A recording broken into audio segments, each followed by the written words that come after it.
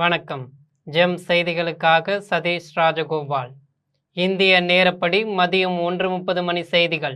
முதலில் ஜெம் தலைப்பு செய்திகளை காணலாம். மக்களுக்கு குறைந்த செலவில் தரமான மருத்துவ வசதிகள் கிடைக்க பாடுபட்டதாக பிரதமர் நரேந்திர மோடி பெருமிதம். மக்கள் மருந்தகம் மூலம் உயிர்காக்கும் மருந்துகளை மிகவும் குறைந்த விலையில் கிடைக்க செய்துள்ளதை சுட்டிக்காட்டல். விருதுநகரில் வெடி உற்பத்தியாளர்களுடன் தொழில்துறை அமைச்சர் கீர்த்தனா கலந்துரையாடல். முதலமைச்சரின் வழிகாட்டலுடன் வெடிகள் ஏற்றுமதிக்கான கொள்கையை உருவாக்க உள்ளதாக தகவல். பீகாரில் சிறப்பு ரயில் இயக்க கோரி ரயில்களின் மீது கல்லெறிந்த இளைஞர்கள். காவல் படையினர் தடியடி நடத்தியதால் ஆத்திரத்தில் ரயில் நிலையத்தை சூறையாடிய வன்முறையாளர்கள். அதிமுக அடிப்படை உறுப்பினர் உள்ளிட்ட பொறுப்புகளில் இருந்து நடிகை கௌதமி விலகல். சமூக சேவை செய்ய ஏதுவாக கனத்த இதயத்துடன் விலகுவதாக கடிதத்தில் குறிப்பு. நிலக்கரி சுரங்க விரிவாக்கத்துக்கு கோவிலை இடிக்கும் NLCக்கு பாமக தலைவர் அன்புமணி கண்டனம். கோவிலை இடிக்கும் முடிவை கைவிட வேண்டும் என்று வலியுறுத்தல். மகனை அரசியலுக்கு கொண்டுவர எடப்பாடி பழனிசாமி நாடகம் ஆடுவதாக CV சண்முகம் குற்றச்சாட்டு. வட மாவட்டங்களில் அதிமுக வெற்றி பெற பாமகவே காரணம் என்று சுட்டிக்காட்டல். இங்கிலாந்தில் நடைபெறும் மகளிருக்கான 20 ஓவர் உலகக்கோப்பை கிரிக்கெட் போட்டி. மான்செஸ்டரில் நடைபெற்ற லீக் ஆட்டத்தில் தென்னாப்பிரிக்காவை வென்றது ஆஸ்திரேலியா. இனி விரிவான செய்திகளை காணலாம். கடந்த 12 ஆண்டுகளில் மக்களுக்கு தரமான மருத்துவ வசதிகள் குறைந்த செலவில் கிடைக்க தமது அரசு பாடுபட்டதாக பிரதமர் நரேந்திர மோடி தெரிவித்துள்ளார். மத்தியில் பாஜக அரசு 12 ஆண்டுகளை நிறைவு செய்துள்ள நிலையில் அது குறித்து பிரதமர் நரேந்திர மோடி சமூக வலைதளத்தில் பதிவு வெளியிட்டுள்ளார்.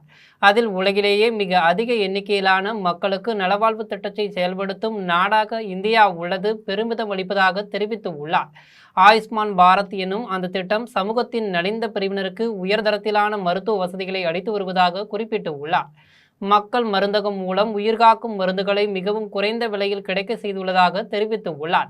அதே நேரத்தில் அதிக கல்லூரிகள் திறந்தும் மாணவர் பயிலும் இடங்களை அதிகரித்தும் ஏழை மாணவர்களும் மருத்துவ படிப்பு படிக்கும் நிலையை உருவாக்கியுள்ளதாக தெரிவித்துள்ளார். நலமான இந்தியாவை உருவாக்கும் நோக்கில் இதுவரை எட்டப்பட்டுள்ள முன்னேற்றத்தின் அடிப்படையில் தொடர்ந்து செயல்படுவோம் என்று பிரதமர் நரேந்திர மோடி உறுதியளித்துள்ளார். வெடிகள் ஏற்றுமதிக்கான கொள்கையை உருவாக்க உள்ளதாக தமிழக தொழில்துறை அமைச்சர் கீர்த்தனா தெரிவித்துள்ளார். விருதுநகரில் சிவகாசி சட்டமன்ற உறுப்பினரும் மாநில தொழில்துறை அமைச்சருமான கீர்த்தனா தலைமையில் வெடிகள் தயாரிப்பாளர்களுடன் கலந்துரையாடல் கூட்டம் நடைபெற்றது. அப்போது வெடி உற்பத்தியில் உள்ள சிக்கல்கள், அவற்றை எளிமையாக்கும் நடைமுறைகள், விபத்தை தடுக்க வேண்டிய வழிகள் ஆகியன பற்றி கலந்துரையாடினார். கூட்டத்துக்கு பின் செய்தியாளரிடம் பேசிய அமைச்சர் கீர்த்தனா வெடிகள் ஏற்றுமதிக்கான கொள்கையை தமிழ்நாடு அரசு உருவாக்க உள்ளதாக தெரிவித்தார். முதலமைச்சர் ஜோசப் விஜயின் வழிகாட்டலின்படி இந்த ஏற்றுமதி கொள்கை உருவாக்கப்படும் என்று அவர் கூறினார். இந்த கொள்கையின்படி வெடிகள் ஏற்றுமதியை முன்னெடுக்க உள்ளதாகவும் இதனால் நாட்டின் உள்நாட்டு உற்பத்தி மதிப்பு உயரும் என்றும் அமைச்சர் கீர்த்தனா தெரிவித்தார்.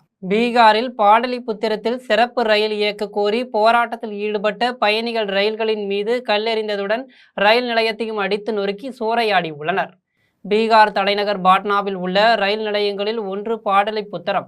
நேற்றிரவு இங்கிருந்து போட்டித் தேர்வுகளை எழுதுவதற்காக பல்வேறு ஊர்களுக்கு செல்வதற்காக ஆயிரக்கணக்கான இளைஞர்கள் குவிந்தனர். கூட்ட நெரிசல் அதிகமாக இருந்ததால் சிறப்பு ரயில்களை இயக்க வேண்டும் என்று கூறி அவர்கள் போராட்டத்தில் ஈடுபட்டனர். 2 சிறப்பு ரயில்களை இயக்க ஏற்பாடு செய்யப்பட்ட பிறகும் அவர்கள் சங்கிலியை இழுத்து ரயிலை மீண்டும் நிறுத்தி உள்ளனர். நள்ளிரவில் நடந்த தகராறு பற்றி தகவல் அறிந்த பாட்னா மாவட்ட ஆட்சியர் தியாகராஜன் ஆயுத காவல்படையை அனுப்பி போராட்டக்காரர்கள் மீது தடியடி நடத்த உத்தரவிட்டார். காவல் படையினர் போராட்டக்காரர்கள் மீது தடியடி நடத்தினர். இதனால் ஆத்திரமடைந்த போராட்டக்காரர்கள் ரயில்கள் மீது கற்களை எறிந்து தாக்குதல் நடத்தினர். ரயில் நிலையத்தில் உள்ள பொருட்களையும் அடித்து நொறுக்கி சூறையாடி உள்ளனர். பின்னர் வன்முறையாளர்களை காவல்துறையினர் அடித்து விரட்டினர். இதனால் அப்பகுதி போர்க்களம் போல் காட்சியளித்தது. தொடர்ந்து பதற்றம் நீடிப்பதால் பாடலிபுத்திரம் ரயில் நிலையத்தில் காவல்படை குவிக்கப்பட்டு உள்ளது. இப்போது அவ்வழியாக செல்லும் ரயில்கள் வழக்கம் போல் இயக்கப்படுவதாக மாவட்ட ஆட்சியர் தியாகராஜன் தெரிவித்தார். அதிமுக கொள்கை பரப்பு துணை செயலாளர் பொறுப்பிலிருந்து நடிகை கௌதமி விலகி உள்ளார். சட்டமன்ற தேர்தலில் அதிமுக சார்பில் வெற்றி பெற்ற 4 பேர் அந்த பதவியில் இருந்து விலகி தாவேகாவில் இணைந்து உள்ளனர். அதேபோல் முன்னாள் சட்டமன்ற உறுப்பினர்கள், நிர்வாகிகள் பலரும் தாவேகாவில் இணைந்து உள்ளனர். இந்நிலையில் அதிமுக கொள்கை பரப்பு துணை செயலாளராக இருந்த நடிகை கௌதமி அந்த பொறுப்பில் இருந்து அடிப்படை உறுப்பினர் உள்ளிட்ட பொறுப்புகளில் இருந்தும் விலகுவதாக அறிவித்து உள்ளார். இது தொடர்பாக அதிமுக தலைமையகத்துக்கு அவர் எழுதியுள்ள கடிதத்தில் இப்போதுள்ள அரசியல் சூழலை கருத்தில் கொண்டு சமூக சேவை செய்ய ஏதுவாக கனத்த இதயத்துடன் அதிமுகவில் இருந்து விலகுவதாக குறிப்பிட்டுள்ளார். கட்சியில் சேர்ந்த நாள் முதல் இன்று வரை தனக்கு எல்லா வகையிலும் ஒத்துழைப்பு நல்கிய முன்னாள் அமைச்சர்கள், மாவட்ட செயலாளர்கள், வட்ட செயலாளர்கள், ஒன்றிய செயலாளர்கள் அனைவருக்கும் நன்றி கூறியுள்ளார். ஏற்கனவே பாஜகவிலிருந்து நடிகை கௌதமி சட்டமன்ற தேர்தலுக்கு முன் அதிமுகவில் சேர்ந்தவர் என்பது குறிப்பிடத்தக்கது. கடலூர் அருகே உள்ள அங்காளம்மன் பாவாடையராயன் கோவிலை நிலக்கரி சுரங்க விரிவாக்கத்திற்காக இடிக்கும் என்எல்சி நிறுவனத்தின் முயற்சிக்கு பாமக தலைவர் அன்புமணி கண்டனம் தெரிவித்துள்ளார்.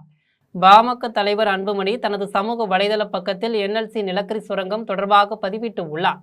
அதில் கடலூர் மாவட்டம் மேலூரில் உள்ள அங்காளம்மன் பாவாடையராயன் கோவிலை நிலக்கரி சுரங்க விரிவாக்கத்திற்காக இடிக்கும் எல்என்சி நிறுவனத்தின் முயற்சிக்கு கண்டனம் தெரிவித்து உள்ளார். இக்கோவில் ஆயிரக்கணக்கான குடும்பங்களின் குலக்கோயிலாக திகழ்வதாக குறிப்பிட்டு உள்ளார். கோவில் இடிக்கப்பட்டால் லட்சக்கணக்கான மக்களின் இறை நம்பிக்கை பாதிக்கப்படும் என்பதால் கோவிலை இடிக்கும் முடிவை என்எல்சி நிறுவனம் கைவிட வேண்டும் என்றும் கேட்டுக்கொண்டார். இந்த விஷயத்தில் என்எல்சிக்கு தமிழக அரசும் போதிய அழுத்தம் கொடுத்து இந்த முயற்சியை தடுத்து நிறுத்த வேண்டும் என்று வலியுறுத்தியுள்ளார். அதிமுக பொதுச் செயலாளர் எடப்பாடி பழனிசாமி தனது மகனை அரசியலுக்கு கொண்டுவர நாடகமாடுவதாக சட்டமன்ற உறுப்பினர் சி.வி. சண்முகம் குற்றம் சாட்டியுள்ளார். விழுப்புரம் மாவட்டம் திண்டிவனத்தில் அதிமுக முன்னாள் அமைச்சரும் சட்டமன்ற உறுப்பினருமான சி.வி. சண்முகம் செய்தியாளர்களிடம் பேசினார். அப்போது அதிமுக தலைமை தன்னை சுய பரிசோதனை செய்து கொள்ள வேண்டும் என்று கேட்டுக்கொண்டார். ஒரு குடும்பத்தின் பிடியில் அதிமுக சிக்கிக்கொண்டு இருக்கிறது என்றும் அதிமுக பொதுச் செயலாளர் எடப்பாடி பழனிசாமி தனது மகனை அரசியலுக்கு கொண்டுவர நாடகமாடுவதாகவும் தெரிவித்தார். அதிமுக வென்ற 47 தொகுதிகளிலும் 31 தொகுதிகளில் வெற்றி பெற்றதற்கு பாமகவே காரணம் என்று கூறினார். பாமக கூட்டணியில் இல்லை என்றால் அதிமுக வெற்றி பெற்றிருக்காது என்று சுட்டிக்காட்டினார். தன்னை சுற்றி ஜால்ரா அடிப்பவர்களை எடப்பாடி பழனிசாமி கூட வைத்திருப்பதாக விமர்சித்தார். கட்சியின் தோல்வி குறித்து செயற்குழுவை கூட்டாமல் எடப்பாடி பழனிசாமி அஞ்சுவது ஏன் என கேள்வி எழுப்பியுள்ளார். எம்ஜிஆரால் தொடங்கப்பட்ட இந்த இயக்கம் தற்போது ஆபத்தான நிலையில் உள்ளது என்று கூறினார். தேர்தலின் படுதோல்வியை கட்சியின் அடிமட்ட தொண்டர்கள் வரை அறிந்துள்ளதால் பலரும் கட்சியை விட்டு விலகுவதாக தெரிவித்தார். ஒரு ஜனநாயக நாட்டிலே ஒரு இயக்கத்திலே மாட்டுக்கட்டு இருக்கதான் செய்யும். அதை ஏற்றுக்கொள்ளுகிற தலைவர் தான் ஒரு சிறந்த தலைவர். ஏன் புரட்சித் தலைவி அம்மா போல தனக்கு மாற்று கருத்து சொல்லியவர்களெல்லாம் திருப்பணம் இயக்கத்தில் இணைத்து அவர்களுக்கு அமைச்சர் பதவி தரல, புரட்சி தலைவர் தரல. இயக்கம் வெற்றி பெற வேண்டும் என்பதற்காக மாண்புமிகு அம்மா 96 இந்த இயக்கம் மிகப்பெரிய தோல்வி அடைந்தது. வெற்றி பெற வைப்ப அந்த தோல்விக்கு நானே பொறுப்பு. இந்த தோல்விக்கு நானே பொறுப்பு. இந்த தோல்விக்கு நானே பொறுப்புனே ஒரு தலைவருக்குரிய தகுதியோடு தனது தோல்வியை ஏற்றுக்கொண்ட தலைவர் அம்மா. ஆனால் இத்தனை தொடர் தோல்விக்கும் இன்று வரை யாருமே பொறுப்பேற்கவில்லை. மான்செஸ்டர் நகரில் நடைபெற்ற பெண்களுக்கான 20 ஓவர் உலகக்கோப்பை கிரிக்கெட் போட்டியில் தென்னாப்பிரிக்காவை வீழ்த்தி ஆஸ்திரேலியா அபார வெற்றி பெற்று உள்ளது. இங்கிலாந்து நாட்டின் மான்செஸ்டர் நகரில் பெண்களுக்கான 20 ஓவர் உலகக்கோப்பை கிரிக்கெட் போட்டி நடைபெற்றது. இதில் 3வது லீக் ஆட்டத்தில் ஆஸ்திரேலியா தென்னாப்பிரிக்கா அணிகள் மோதின. இப்போட்டியில் டாஸ் வென்ற ஆஸ்திரேலிய அணி பேட்டிங்கை தேர்வு செய்தது. இதன்படி முதலில் விளையாடிய ஆஸ்திரேலிய அணி 8 விக்கெட்டுகள் இழப்புக்கு 172 ரன்கள் சேர்த்தது. இதில் அதிகபட்சமாக லிட்ச்ஃபீல்டு 50 ரன்களையும் எலிஸ் பெர்ரி 36 ரன்களையும் குவித்தனர். பந்து வீச்சு தரப்பில் லயோபோங்கா ஹாக்கா, நோன்குலோ லேகா எம்ப்ளபா, நாட்டின் டி கிளர்க் ஆகியோர் தலா 2 விக்கெட்டுகளை வீழ்த்தினர். இதன் பின்னர் களமிறங்கிய தென்னாப்பிரிக்க அணி 16 ஓவர்களில் அனைத்து விக்கெட்டுகளையும் இழந்து 107 ரன்கள் மட்டுமே எடுத்து தோல்வியை சந்தித்தது. பந்து வீச்சு தரப்பில் ஜார்ஜியா பெர்ஹாம் 3 விக்கெட்டுகளையும், அலானா கிங், சோஃபியா மோனிக்லக்ஸ் ஆகியோர் தலா 2 விக்கெட்டுகளையும் வீழ்த்தி ஆஸ்திரேலிய அணியின் வெற்றிக்கு வழிவகை செய்தனர். கிராமப்புற மாணவர்களுக்கான வாய்ப்புகளை தடுக்கும் நீட் தேர்வு இருக்கக்கூடாது என்பது தாவேக அரசின் நிலைப்பாடு என சுகாதாரத்துறை அமைச்சர் அருண்ராஜ் தெரிவித்துள்ளார். சேலத்தில் அரசு மோகன் குமாரமங்கலம் மருத்துவக் கல்லூரியின் 31வது பட்டமளிப்பு விழா நடைபெற்றது. இவ்விழாவில் கலந்து கொண்ட சுகாதாரத்துறை அமைச்சர் அருண்ராஜ் விழாவின் நிறைவில் செய்தியாளர்களை சந்தித்து பேசினார். அப்போது பணி நேரத்தில் அனைத்து அரசு மருத்துவமனை மருத்துவர்களும் மருத்துவமனையில் இருக்க வேண்டும் என்பதை கல்லூரி முதல்வர்கள், குடும்ப நலத்துறை இணை இயக்குநர்களுக்கு அறிவுறுத்தி உள்ளதாக தெரிவித்தார். கிராமப்புற மாணவர்களுக்கான வாய்ப்புகளை தடுக்கும் நீட் தேர்வு இருக்கக்கூடாது என்பது தாவேக அரசின் நிலைப்பாடு என்று கூறினார். அரசு மருத்துவமனை வளாகங்களில் செயல்பட்டு வரும் உணவகங்களில் முந்தைய ஆளுங்கட்சியின் நெருங்கிய உறவினர்கள், நண்பர்கள் மட்டுமே வைக்க முடிந்தது என்றும் இந்த நிலையை மாற்றி வெளிப்படையான டெண்டர் முறைகளில் உணவகங்கள் அமைக்கப்படும் என்றும் கூறினார். மருத்துவ தேவைன்னா அது அரசு மருத்துவமனை தான் முதல் தேர்வாக இருக்கிற மாதிரி கொண்டு வருவோம். ஏன்னா ஏன் சொல்கிறேன்னா, இப்போ பார்த்தீங்கன்னா ஒரு சிறு வைத்தியமாக இருந்தாலும் சரி, தனியார் மருத்துவமனைக்கு ஒரு ப்ரைவேட் கிளினிக் போனால் எந்த அளவுக்கு அவங்களுக்கு மக்களுக்கு செலவாகுது, அது ஒரு ஏழை மக்களுக்கு அந்த எவ்வளோ பெரிய சுமையாக இருக்குங்கிறது நம்ம எல்லாத்துக்குமே தெரியும். ஒரு ஆய்வில் என்ன சொல்லியிருக்காங்க, ஒரு பிரசவம் தனியார் மருத்துவமனையில் ஆவரேஜாக பார்த்தோம்னா ஒரு 67. பூந்தமல்லியில் உள்ள ஒருங்கிணைந்த மாவட்ட டாஸ்மாக் மதுபான கிடங்கில் மதுவிலக்கு மற்றும் ஆயத்தீர்வைத்துறை அமைச்சர் விக்னேஷ் நேரில் ஆய்வு மேற்கொண்டார். திருவள்ளூர் மாவட்டம் பூந்தமல்லியில் உள்ள டாஸ்மாக் மதுபான கிடங்கிற்கு மதுவிலக்கு ஆயத்தீர்வைத்துறை அமைச்சர் விக்னேஷ் நேரில் சென்று பார்வையிட்டு ஆய்வு மேற்கொண்டார். அப்போது டாஸ்மாக் ஊழியர்கள் சங்கத்தினர் அமைச்சரை நேரில் சந்தித்து பேசி பணியிடை நீக்கம் செய்யப்பட்டிருந்த 3500 ஊழியர்களுக்கு மீண்டும் வேலை வழங்கியதற்காக தங்களது நன்றியை தெரிவித்தனர்.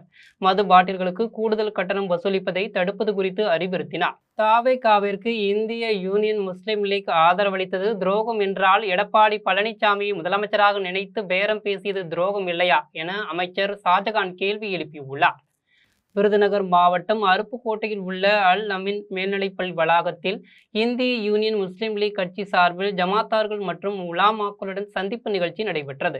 இந்நிகழ்ச்சியில் தமிழக சிறுபான்மை நலத்துறை அமைச்சர் ஷாஜகான் கலந்து கொண்டு சிறப்புரையாற்றினார். அப்போது அவர் பேசிய போது தாவேகாவிற்கு இந்திய யூனியன் முஸ்லிம் லீக் ஆதரவளித்தது துரோகம் என்றால் எடப்பாடி பழனிசாமியை முதலமைச்சராக நினைத்து பேரம் பேசியது துரோகம் இல்லையா என்று கேள்வி எழுப்பினார். இனி 50 வருடத்திற்கு தாவேகா ஆட்சிதான் என்றும் திமுக துடைத்து எறியப்படும் என்றும் தெரிவித்தார். திமுகவினர் தோல்விக்கான காரணங்களை ஆராய்ந்து அடுத்த கட்டம் எப்படி எழுந்து வருவது யோசிக்காமல் தாவேகா மீது வீணான பொய் பிரச்சாரத்தை சமூக வலைதளங்கள் வாயிலாக செய்து வருவதாக குற்றம் சாட்டினார். வெளிநாடுகளுக்கு வேலைக்கு செல்ல விரும்பும் இளைஞர்கள், நிறுவனங்கள் மத்திய அரசால் அங்கீகரிக்கப்பட்டவையா என்பதை இணையதளம் மூலம் தீவிர விசாரித்து செல்ல வேண்டும் என கிடைத்ததும் நாடாளுமன்ற உறுப்பினர் துரை வைகோ வலியுறுத்தியுள்ளார். தூத்துக்குடி மாவட்டம் வில்லிச்சேரி கிராமத்தைச் சேர்ந்த பவுன்ராஜ் உள்ளிட்ட 5 பேர் துபாய்க்கு வேலைக்கு சென்ற இடத்தில் போதிய ஊதியம் கிடைக்காமல் பிரச்சனை ஏற்பட்டு சிக்கி தவித்து வந்தனர். இதுகுறித்து தகவல் கிடைத்ததும் நாடாளுமன்ற உறுப்பினர் துரை வைகோ முயற்சியினால் அவர்கள் சொந்த ஊர் திருப்பினர். இந்நிலையில் நாடாளுமன்ற உறுப்பினர் துரை வைகோ வில்லிச்சேரி கிராமத்திற்கு வருகை தந்து பொன்ராஜ் குடும்பத்தை சந்தித்து உரையாற்றினார். அப்போது அவருக்கு பொன்ராஜ் குடும்பத்தினர் மற்றும் கிராம மக்கள் நன்றி தெரிவித்தனர். இதைத் தொடர்ந்து துரை வைகோ செய்தியாளர்களிடம் பேசிய போது வெளிநாடுகளுக்கு வேலைக்கு செல்ல விரும்பும் இளைஞர்கள், நிறுவனங்கள் மத்திய அரசால் அங்கீகரிக்கப்பட்டவையா என்பதை இணையதளம் மூலம் தீர விசாரித்து செல்ல வேண்டும் என்று வலியுறுத்தினார். சட்ட ஒழுங்கு பிரச்சனை, மின்தட்டுப்பாடு ஆகிய பிரச்சனையாக உரிய தீர்வு காண வேண்டும் என்று கேட்டுக்கொண்டார். கடந்த ஆட்சிகள் நடந்தது, இப்பயும் அது அதோடைய தொடர் சம்பவம் நடந்துட்டு இருக்கு. குறைந்தபட்சம் 6 மாதங்களாச்சும் ஒரு அரசாங்கத்துக்கு ஒரு அவகாசம் கொடுக்கணும் தான் நான் சொல்றேன். நான் ஏற்கனவே உங்களுக்கு தெரியும் பல பிரச்சனைகள், சட்டம் ஒழுங்கு பிரச்சனை இருக்கு, போதை கலாச்சாரம் இன்னைக்கு நம்ம எல்லா இடங்களையும் நம்ம பார்க்குறோம். நம்ம அதை கட்டுப்படுத்துறதுக்கு உண்டான முயற்சியில் புதிய அரசு ஈடுபட்டு இருக்கிறாங்க. இந்த அரசாங்கம் பொறுப்பெடுத்த பிறகு நீங்கள் கிட்டத்தட்ட 1 மாதம் இப்போ தான் ஆயிருக்கு, கேபினெட் இப்போ தான் ஃபார்ம் ஆயிருக்கிறாங்க.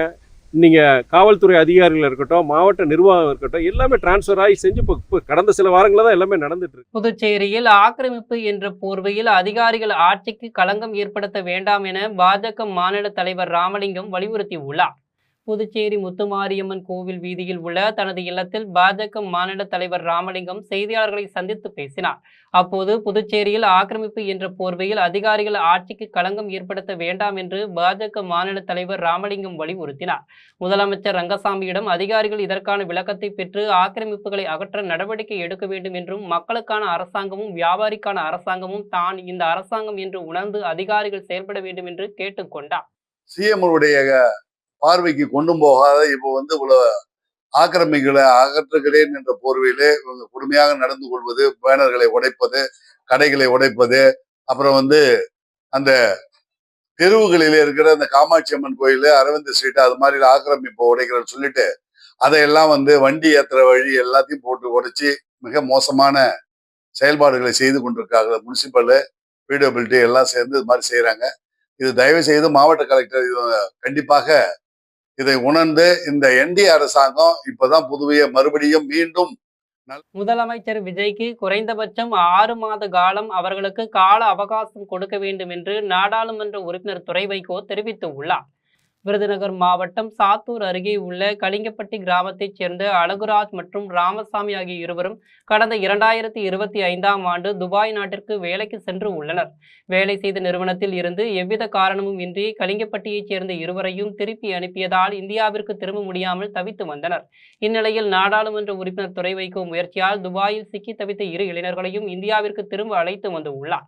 இதன் பின்னர் அவர் செய்தியாளர்களிடம் பேசிய போது தான் நாடாளுமன்ற உறுப்பினராக தேர்ந்தெடுக்கப்பட்ட 23 மாத காலத்தில் வெளிநாடுகளில் சிக்கி தவித்த 25 தமிழர்களை மீட்டு கொண்டு வந்துள்ளதாக தெரிவித்தார். ஒரே நாடு ஒரே தேர்தல் என்பது சாத்தியமற்றது எனவும் நாடு முழுவதும் உள்ள மாநிலங்களில் புதிதாக ஆட்சிக்கு வந்த அரசுகள் 4 மாதத்தில் ஆட்சி இழக்கும் நிலையில் மீண்டும் இந்தியா முழுவதும் தேர்தல் நடத்துவார்களா என கேள்வி எழுப்பினார். முதலமைச்சர் விஜய் தற்போது தான் பதவியேற்றுள்ளார் என்றும் குறைந்தபட்சம் 6 மாத காலம் அவர்களுக்கு கால அவகாசம் கொடுக்க வேண்டும் என்று கூறினார். நீங்கள் ஒரே நாடு ஒரே தேர்தல், ஒன் நேஷன் ஒன் எலெக்ஷன், இது வந்து கண்டிப்பாக சாத்தியப்படாது. அதுக்குண்டான நிறைய டெக்னிக்கல் ஃபீஸிபிலிட்டிஸே கிடையாது. உதாரணம் வந்து சரி ஒரே நாடு ஒரே தேர்தல் சொல்கிறாங்க. ஒரு மாநிலத்தில் வந்து இப்போ தமிழ்நாட்டிலே பார்த்தோம், தொங்கு மந்திரி சபை வர மாதிரி ஒரு சூழ்நிலை பார்த்தோம். நம்ம தவேகாக்க 108 இடங்கள் தான் அவங்க வெற்றி பெற்றாங்க. நம்ம இன்னைக்கு பொது உடைமை இயக்கங்கள், காங்கிரஸ் போன்ற இயக்கங்கள் வந்து அவங்க ஆதரவு கொடுத்ததுனால இன்னைக்கு அந்த 118 அந்த மெஜாரிட்டி அவங்க வந்துருச்சு. அவங்க இல்லைன்னா என்ன இருக்கும், ஜனாதிபதி ஆட்சி வந்திருக்கும். பாலியல் குற்றவாளிகளுக்கு நீதிமன்றம் ஜாமீன் உள்ளிட்ட எந்த ஒரு சலுகையும் வழங்கக்கூடாது என மதிமுக பொதுச் செயலாளர் வைகோ தெரிவித்து உள்ளார். விருதுநகர் மாவட்டம் மேட்டமலை பகுதியில் சீமை கருவேல மரங்களை வெட்டும் பணியை மதிமுக பொதுச் செயலாளர் வைகோ தொடங்கி வைத்தார். இதன் பின்னர் அவர் செய்தியாளர்களை சந்தித்து பேசினார். அப்போது மேகதாது விவகாரத்தில் முதல் எதிரியே மத்திய அரசுதான் என்றும் மறைமுகமாக கர்நாடக அரசிற்கு உதவி செய்து வருகிறார்கள் என்றும் தெரிவித்தார். மேகதாது அணை விவகாரத்தில் நேரடியாக களத்தில் இறங்கி போராடினால்தான் அதற்கான முடிவுகள் எட்டும் என்றும் கூறினார்.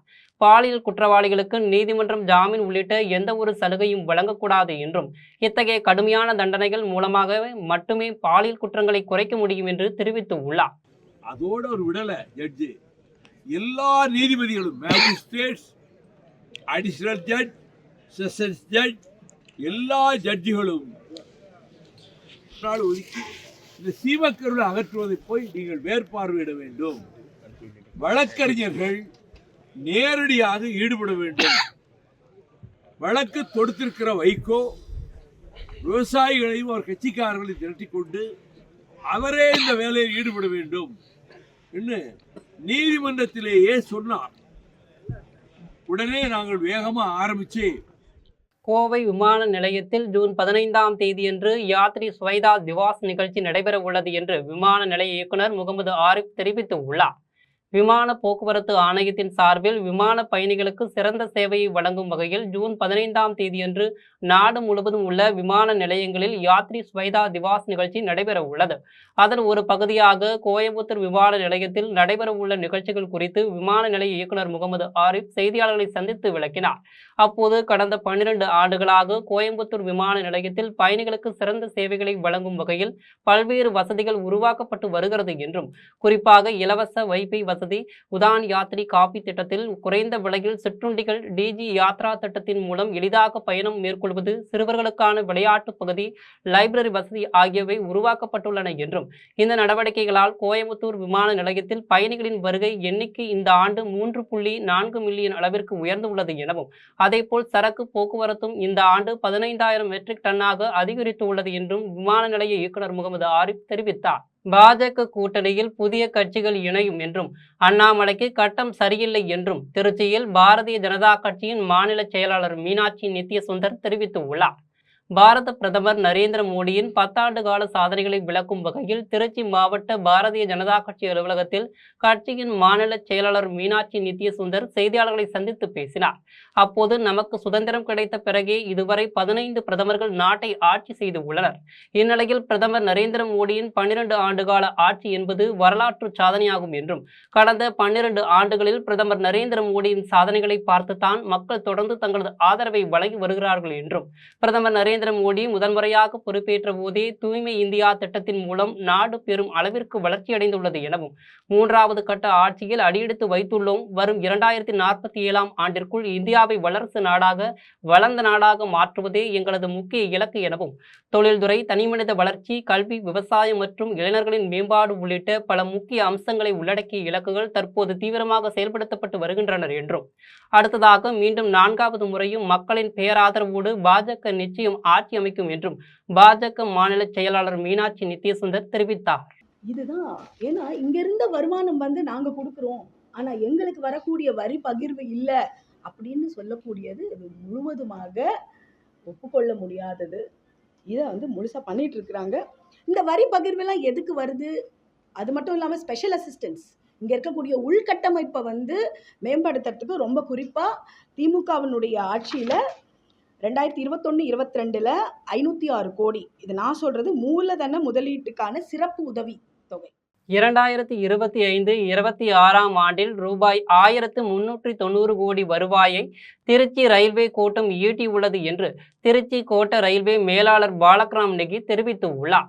இயந்திரவியல் துறை, மருத்துவத்துறை செயல்பாடு, சிறந்த பயிற்சி மையம், டீசல் துறை, சிறந்த ஸ்டோர், தூய்மையான ரயில்வே நிலையம் பணியாளர்கள் ஆகியவற்றுக்கான முதலிடத்தையும் ஒட்டுமொத்த திறன் மேம்பாட்டில் 2வது இடத்திற்கான விருதையும் திருச்சி ரயில்வே கோட்டம் கைப்பற்றி சாதனை படைத்துள்ளது. இந்நிலையில் சென்னையில் நடைபெற்ற விஷித் ரயில் சேவா புரஸ்கார் 2026 என்ற விருது வழங்கும் விழாவில் தென்னக ரயில்வே பொது மேலாளர் RN சிங் கலந்து கொண்டு திருச்சி கோட்ட ரயில்வே மேலாளர் பாலகிராம் நெகியிடம் விருதுகளை வழங்கி கௌரவித்தார்.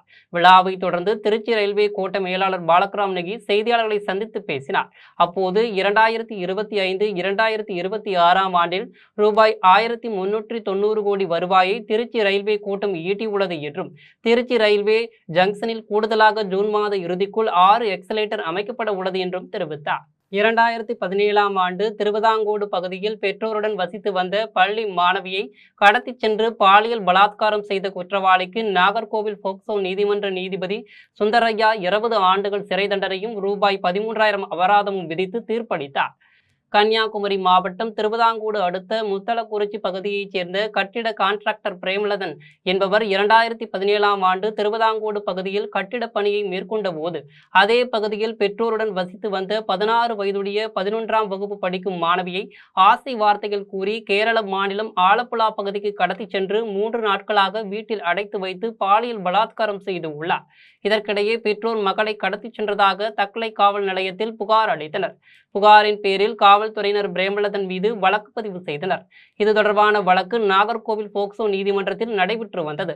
வழக்கை விசாரித்த நீதிபதி சுந்தரையா 9 ஆண்டுகளுக்கு பிறகு குற்றவாளி பிரேமலதனுக்கு 20 ஆண்டுகள் சிறை தண்டனையும் ரூபாய் 13,000 அபராதமும் விதித்து தீர்ப்பளித்தார். கல்லாங்குடியில் சேசாயி சமுத்திரம் குளத்து பகுதியில் உள்ள குடியிருப்புகளை வருவாய்த்துறையினர் அகற்றுவதற்கு எதிர்ப்பு தெரிவித்து 200க்கும் மேற்பட்ட மக்கள் சாலை மறியல் போராட்டத்தில் ஈடுபட்டு உள்ளனர். புதுக்கோட்டை மாவட்டம் கல்லாங்குடியில் சேசாயி சமுத்திரம் குளத்து பகுதியில் 100 ஆண்டுகளாக 200க்கும் மேற்பட்ட குடும்பத்தினர் வசித்து வருகின்றனர். இந்நிலையில் சமூக ஆர்வலர் ஒருவர் மதுரை உயர்நீதிமன்ற கிளையில் நீர்நிலையை ஆக்கிரமித்து குடியிருப்புகள் உள்ளன என்று தொடுக்கப்பட்ட வழக்கில் உயர்நீதிமன்றம் ஆக்கிரமிப்புகளை அகற்ற வருவாய்த்துறையினருக்கு உத்தரவிட்டது. இந்நிலையில் நில அளவைக்கு அதிகாரிகள் வருவதை அறிந்து காத்திருப்பு போராட்டத்தில் ஈடுபட்ட அப்பகுதியைச் சேர்ந்த 200க்கும் மேற்பட்ட பொதுமக்கள் புதுக்கோட்டை பேராவூரணி நெடுஞ்சாலையில் சாலை மறியல் போராட்டத்தில் ஈடுபட்டனர். பொதுமக்களின் போராட்டத்திற்கு திமுக, அதிமுக, விசிக, கம்யூனிஸ்ட் கட்சியின் நிர்வாகிகள் ஆதரவு அளித்து உள்ளனர். இதுகுறித்து தகவல் அறிந்து வந்த காவல்துறையினர் சாலை மறியலில் ஈடுபட்ட மக்களிடம் பேச்சுவார்த்தையில் ஈடுபட்டனர். தஞ்சையில் உள்ள புன்னைநல்லூர் மாரியம்மன் கோவிலை சுற்றி கடையில் நடத்தி வரும் 100க்கும் மேற்பட்ட வணிகர்கள் கடைகளை அடைத்து உண்ணாவிரத போராட்டத்தில் ஈடுபட்டனர். தஞ்சையில் புன்னைநல்லூர் மாரியம்மன் கோவில் உள்ளது. தஞ்சாவூர் அரண்மனை தேவஸ்தானத்திற்கு சொந்தமான இந்த கோவிலை சுற்றி பூக்கடை, பழக்கடை, தேநீர் கடை, பொம்மை கடை, உணவகங்கள் என 100க்கும் மேற்பட்ட கடைகள் உள்ளன. இந்த கடைகளை 70 ஆண்டுகளுக்கு மேலாக நடத்தி வருவதாக வணிகர்கள் தெரிவிக்கின்றனர்.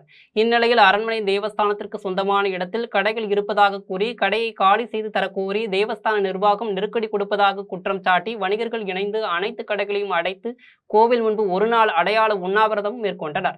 வணிகர்களின் கடையடைப்பு போராட்டத்தால் கோவிலுக்கு சாமி தரிசனம் செய்து வந்த பக்தர்கள் சிரமத்திற்கு உள்ளாகினர்.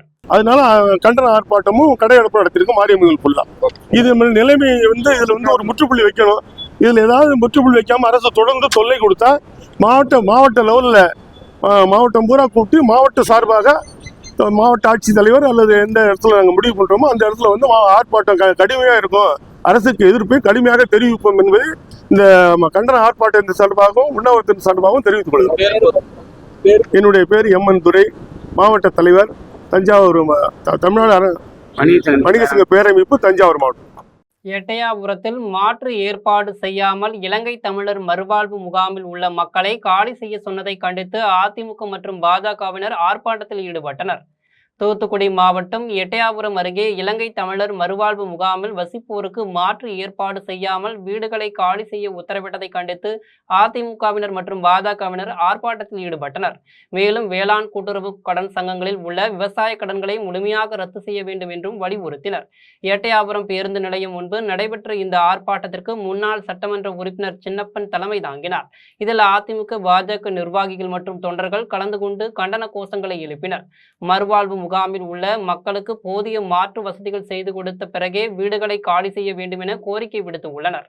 பெண்கள் மற்றும் குழந்தைகளுக்கு எதிரான பாலியல் குற்றங்களை கண்டித்து ஜவ்ஹீத் ஜமாஅத் சார்பில் மாபெரும் கண்டன ஆர்ப்பாட்டம் நடைபெற்றது. தஞ்சாவூர் மாவட்டம் ஆடுதுறையில் பெண்கள் மற்றும் குழந்தைகளுக்கு எதிரான பாலியல் குற்றங்களை கண்டித்து தமிழ்நாடு ஜவ்ஹீத் ஜமாஅத் சார்பில் மாபெரும் விழிப்புணர்வு பேரணி மற்றும் கண்டன ஆர்ப்பாட்டம் நடைபெற்றது. ரயில்வே நிலையத்தில் இருந்து தொடங்கிய பேரணி ஆடுதுறை பேருந்து நிலையம் அருகே நிறைவடைந்தது. இப்பேரணியில் நூற்றுக்கணக்கான பெண்கள், குழந்தைகள் மற்றும் அமைப்பின் நிர்வாகிகள் கலந்து கொண்டனர். தொடர்ந்து பெண்களுக்கு எதிரான குற்றங்களுக்கு கடுமையான தண்டனை வழங்க வேண்டும் என வலியுறுத்தி பதாகைகள் ஏந்தியபடி கோஷங்களை எழுப்பினர். இப்போராட்டத்தில் திருவிடைமருதூர் காவல் ஆய்வாளர் ராஜா தலைமையில் காவல்துறையினர் பாதுகாப்பு பணியில் ஈடுபட்டிருந்தனர். குன்றத்தூர் அருகே செயின்ட் ஜோசப் கலை மற்றும் அறிவியல் கல்லூரியில் பட்டமளிப்பு விழா நடைபெற்றது. காஞ்சிபுரம் மாவட்டம் கோவூரில் செயின்ட் ஜோசப் கலை மற்றும் அறிவியல் கல்லூரியின் 17வது பட்டமளிப்பு விழா டிஎப்டி கல்வி குழும தலைவர் அருள்ராஜ் தலைமையில் நடைபெற்றது. பல்கலைக்கழக அளவில் முதலிடம் பெற்ற மாணவர்களுக்கு பதக்கங்கள் மற்றும் பட்டங்களை வழங்கினார். மேலும் பல்வேறு பாடப்பிரிவுகளைச் சேர்ந்த 600 மாணவ மாணவியர்களுக்கு பட்டங்கள் வழங்கப்பட்டன. இந்த நிகழ்ச்சியில் கல்லூரி பேராசிரியர்கள், மாணவர்களின் பெற்றோர் மற்றும் பொதுமக்கள் என 1000க்கும் மேற்பட்டோர் கலந்து கொண்டனர். கன்னியாகுமரியில் சொகுசு கார் கட்டுப்பாட்டை இழந்து ஆட்டோ மற்றும் அரசு பேருந்து மீது மோதி விபத்துக்குள்ளான சம்பவம் அப்பகுதியில் பெரும் பரபரப்பை ஏற்படுத்தியுள்ளது. கேரளா குமரி மாவட்ட எல்லைப் பகுதியில் உள்ள கொட்ராமம் அருகே தேசிய நெடுஞ்சாலையில் சொகுசு கார் கட்டுப்பாட்டை இழந்து ஆட்டோ மற்றும் கேரள அரசு பேருந்து மீது மோதி விபத்துக்குள்ளானது. இவ்விபத்தில் 10 பேர் படுகாயமடைந்தனர். தீயணைப்பு வீரர்கள் மற்றும் பொதுமக்கள் காயமடைந்தவர்களை மீட்டு அரசு மருத்துவமனைகளில் அனுமதித்தனர். திருவனந்தபுரத்தில் இருந்து களியக்காவிளை நோக்கி சென்ற கார் எதிரே வந்த ஆட்டோவில் மோதிய பின்னர் அரசு பேருந்து மீது மோதியதாக கூறப்படுகிறது. இந்த விபத்தில் கார் மற்றும் ஆட்டோவின் முன்பகுதி கடுமையாக சேதமடைந்தது. விபத்து தொடர்பாக பாரச்சாலை போலீசார் வழக்கு பதிவு செய்து விசாரணை நடத்தி வருகின்றனர். மேலூரில் தனியார் மருத்துவ அறுவை சிகிச்சைக்காக அனுமதிக்கப்பட்ட இளம்பெண் உயிரிழந்ததால் தவறான அறுவை சிகிச்சை அளிக்கப்பட்டதாக கூறி உறவினர்கள் மருத்துவமனையை முற்றுகையிட்டு போராட்டத்தில் ஈடுபட்டனர். மதுரை மாவட்டம் அட்டப்பட்டியைச் சேர்ந்தவர்கள் கிருஷ்ணன், இசா தம்பதியர்கள். இந்நிலையில் இசா மருத்துவ பரிசோதனைக்காக கடந்த 2 தினங்களுக்கு மேலூரில் மருத்துவர் அமதகலாவள்ளி என்பவருக்கு சொந்தமான தனியார் மருத்துவமனையில் பரிசோதனை மேற்கொண்டார். அப்போது கர்ப்பப்பையில் கட்டி போன்று இருப்பதால் அறுவை சிகிச்சை மேற்கொள்ள வேண்டும் என மருத்துவமனை சார்பில் தெரிவித்துள்ளனர். இதனைத் தொடர்ந்து அறுவை சிகிச்சை மேற்கொள்ளப்பட்டு மருத்துவர்கள் கண்காணிப்பில் இருந்த இஷா திடீரென்று உயிரிழந்துள்ளார். இதனையடுத்து இளம்பெண் இஷா தனியார் மருத்துவமனையின் தவறான சிகிச்சையால் தான் உயிரிழந்ததாக கூறி தனியார் மருத்துவமனை முன்பு சாலையில் அமர்ந்து போராட்டத்தில் ஈடுபட்டனர். தகவல் அறிந்து சம்பவ இடத்திற்கு வந்த மேலூர் காவல்துறை துணை கண்காணிப்பாளர் சிவகுமார் தலைமையிலான காவல்துறையினர் போராட்டத்தில் ஈடுபட்டு வருபவர்களுடன் பேச்சுவார்த்தை நடத்தி வருகின்றனர். பண்ணி எடுத்துருன்னு சொன்னாங்க சார். சரி 1 லட்சத்துக்கு கட்ட சொன்னாங்க. நேற்று நாங்க பார்த்துட்டு எவ்வளவு கட்டிட்டு 1 லட்சம் ஆபரேஷன் பண்ணிக்கல. சீரியஸ் ஆயிட்டாங்க எங்களை. அதான் அமுதாகலி ஆஸ்பத்திரியில வேலூர்ல சார்.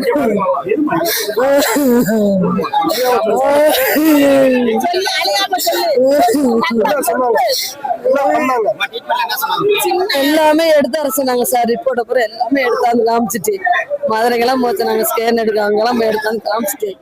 வால்பாறை அருகே தனியாக இருந்த கார் திடீரென தீப்பற்றி எரிந்ததால் அப்பகுதியில் பெரும் பரபரப்பு ஏற்பட்டு உள்ளது. கோவை மாவட்டம் வால்பாறையைச் சேர்ந்தவர் கார்த்திக். திருமண நிகழ்ச்சியில் கலந்து கொண்ட பிறகு வாகனத்தில் ஏற்பட்ட சிறிய பழுதால் அங்கேயே அதை நிறுத்திவிட்டு சென்று உள்ளார். இந்நிலையில் இன்று அதிகாலை அவரின் மாருதி கார் எரிந்த நிலையில் இருந்ததாக அவரின் உறவினர் தகவல் தெரிவித்து உள்ளனர். உடனடியாக சம்பவ இடத்திற்கு வந்த கார்த்திக் இதுகுறித்து மூடிஸ் காவல் நிலையத்தில் புகார் அளித்தார். புகாரின் அடிப்படையில் மூடிஸ் காவல்துறையினர் தீவிர விசாரணை மேற்கொண்டு வருகின்றனர். இச்சம்பவம் வால்பாறை பகுதியில் பெரும் பரபரப்பை ஏற்படுத்தியது. வாழப்பாடி அருகே அரசு பேருந்து முன்னால் சென்ற லாரி மீது மோதியதில் பேருந்து ஓட்டுநர் உள்பட 11 பேர் பலத்த காயமடைந்து உள்ளனர். பாண்டிச்சேரியில் இருந்து கோவைக்கு இரவு அரசு சொகுசு பேருந்து சென்று கொண்டிருந்தது. சேலம் மாவட்டம் வாழப்பாடி அருகே மத்தூர் மேம்பாலத்தில் பேருந்து சென்று கொண்டிருந்த போது எதிர்பாராத விதமாக முன்னால் சென்ற லாரியின் பின்புறத்தில் பலமாக மோதியதில் பேருந்து அப்பளம் போல் நொறுங்கியது. இந்த விபத்தில் திருவள்ளூரைச் சேர்ந்த ஓட்டுநர் சீனிவாசனின் 2 கால்களும் முறிந்தது. மேலும் பேருந்தில் பயணம் செய்த 11 பேர் படுகாயமடைந்தனர். தகவல் அறிந்து வந்த ஏதாப்பூர் காவல்துறையினர் காயமடைந்தவர்களை மீட்டு சேலம் அரசு மருத்துவமனையில் சிகிச்சைக்காக அனுமதிக்கப்பட்டனர். மேலும் விபத்துக்கான காரணம் குறித்து காவல்துறையினர் வழக்கு பதிவு செய்து விசாரணை மேற்கொண்டு வருகின்றனர். கெங்கவள்ளியில் வைகாசி திருவிழா காப்பு கட்டுதலுடன் துவங்கியது. சேலம் மாவட்டம் கெங்கவள்ளியில் உள்ள அருள்மிகு ஸ்ரீ ஆதிசக்தி மாரியம்மன் மற்றும் ஸ்ரீ மதுரை வீரன் சுவாமி கோவிலில் வைகாசி திருவிழா கடந்த 10ஆம் தேதி காப்பு கட்டுதலுடன் துவங்கியது. இத்திருவிழாவின் முக்கிய நிகழ்வாக விரதமிருந்த பக்தர்கள் அழகு குத்திய அக்னி கரகம், பால்குடம் மற்றும் பூங்கரகம் எடுத்து நேர்த்திக்கடன் செலுத்தினர். தொடர்ந்து மேளதாளங்கள் மற்றும் வான வேடிக்கைகளுடன் பக்தர்கள் ஊர்வலமாக சென்று அம்மனை வழிபட்டனர். இந்நிகழ்வில் கெங்கவள்ளி மற்றும் சுற்றுவட்டார பகுதிகளில் இருந்து திரளான பக்தர்கள் கலந்து கொண்டு சாமி தரிசனம் செய்தனர். மீண்டும் ஜெம் தலைப்பு செய்திகள். மக்களுக்கு குறைந்த செலவில் தரமான மருத்துவ வசதிகள் கிடைக்க பாடுபட்டதாக பிரதமர் நரேந்திர மோடி பெருமிதம். மக்கள் மருந்தகம் மூலம் உயிர்காக்கும் மருந்துகளை மிகவும் குறைந்த விலையில் கிடைக்க செய்துள்ளதை சுட்டிக்காட்டல். விருதுநகரில் வெடி உற்பத்தியாளர்களுடன் தொழில்துறை அமைச்சர் கீர்த்தனா கலந்துரையாடல். முதலமைச்சரின் வழிகாட்டலுடன் வெடிகள் ஏற்றுமதிக்கான கொள்கையை உருவாக்க உள்ளதாக தகவல். பீகாரில் சிறப்பு ரயில் இயக்க கோரி ரயில்களின் மீது கல்லெறிந்த இளைஞர்கள். காவல் படையினர் தடியடி நடத்தியதால் ஆத்திரத்தில் ரயில் நிலையத்தை சூறையாடிய வன்முறையாளர்கள். அதிமுக அடிப்படை உறுப்பினர் உள்ளிட்ட பொறுப்புகளில் இருந்து நடிகை கௌதமி விலகல். சமூக சேவை செய்ய ஏதுவாக கனத்த இதயத்துடன் விலகுவதாக கடிதத்தில் குறிப்பு. நிலக்கரி சுரங்க விரிவாக்கத்துக்கு கோவிலை இடிக்கும் NLCக்கு பாமக தலைவர் அன்புமணி கண்டனம். கோவிலை இடிக்கும் முடிவை கைவிட வேண்டும் என்று வலியுறுத்தல். மகனை அரசியலுக்கு கொண்டுவர எடப்பாடி பழனிசாமி நாடகம் ஆடுவதாக CV சண்முகம் குற்றச்சாட்டு. வட மாவட்டங்களில் அதிமுக வெற்றி பெற பாமகவே காரணம் என்று சுட்டிக்காட்டல். இங்கிலாந்தில் நடைபெறும் மகளிருக்கான 20 ஓவர் உலகக்கோப்பை கிரிக்கெட் போட்டி. மான்செஸ்டரில் நடைபெற்ற லீக் ஆட்டத்தில் தென்னாப்பிரிக்காவை வென்றது ஆஸ்திரேலியா. இத்துடன் ஜெம் செய்திகள் நிறைவடைகின்றன. மீண்டும் ஜெம் செய்திகள் மாலை 6 மணிக்கு. உடனுக்குடன் செய்திகளை காண ஜெம் live.tv என்ற இணையதளத்தில் இணைந்திருங்கள். நன்றி, வணக்கம்.